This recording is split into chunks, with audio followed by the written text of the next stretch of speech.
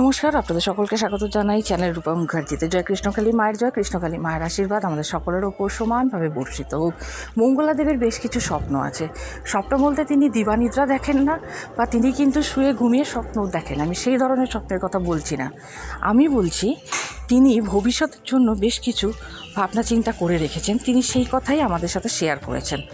তিনি বলেছেন যে তার প্রথম স্বপ্নটি হলো মায়ের মন্দির তৈরি করা, এবং তারপরে তিনি যারা আমাদের সমাজে অনাথ বলে পরিচিত তাদের জন্য একটি অনাথালয় খোলা, একটি বৃদ্ধাশ্রম খোলা, এই সকল কাজ তিনি করতে চান। তিনি এটাও বলেছেন যে তার দ্বারা যতটুকু সম্ভব হয়, হয়তো কারুর বিয়ে হচ্ছে, বেনারসি কেনার ক্ষমতা নেই, তিনি তাকে মায়ের বেনারসি দান করেন। কারোর ঘরে আগুন লেগে গেল বা কারোর কোথাও বিপদ হলো, তাহলে কিন্তু তিনি ঝাঁপিয়ে পড়েন। তার যতটা সম্ভব সাহায্য করা, তিনি কিন্তু সবটাই সাহায্য করেন সেই সকল অসহায় মানুষদের। আর তিনি যে এই কাজ করেন আমরা সকলেই খুব ভালো করে জানি।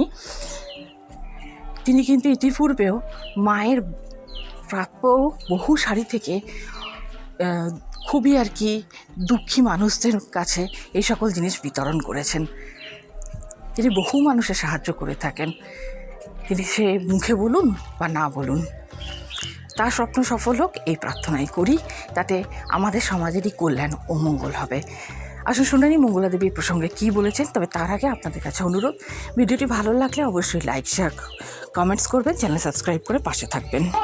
আমার আগামী দিনে কিছু স্বপ্ন আছে, যাতে আমি কিছু অনাথ দুস্থ, আমরা তো মায়ের অনাথ দুস্থ সন্তান, যদি আমার হাত দিয়ে কিছু উপকার হয় তা আমি করে যাব। আগে হচ্ছে ফার্স্ট মায়ের মন্দির, তারপরে বৃদ্ধাশ্রম, কিছু স্কুল, তারপরে তোমার কিছু অনাথ আশ্রম, এইগুলো আমি কিছু কিছু করে দিয়ে যাব, যেগুলো আমার ইচ্ছা আছে, স্বপ্ন আছে।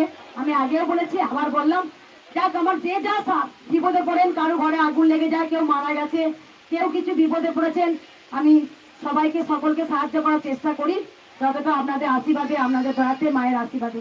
লাস্টে আমি দুটো কথা বলে চলে